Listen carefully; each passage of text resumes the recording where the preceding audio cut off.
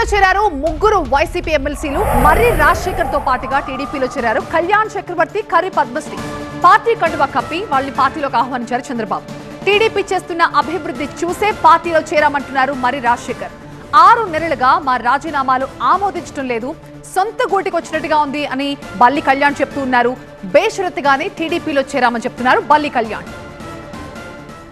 రాజీనామాలు యాక్సెప్ట్ చేసిన తర్వాతనే తెలుగుదేశం పార్టీలో చేరాలని చెప్పి 6 నెలల పాటు మేము వెయిట్ చేయడం జరిగింది. కానీ ఇంతవరకు కూడా రాజీనామాలు యాక్సెప్ట్ చేయలేదు. చేస్తారని కూడా ముందు మాకు ఎటువంటి కూడా ఆశ కూడా లేదు.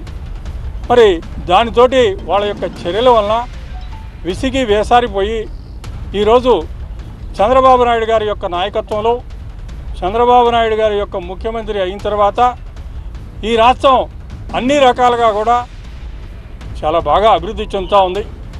మంచి అభివృద్ధి కార్యక్రమాలు చేస్తూ ఉన్నారు.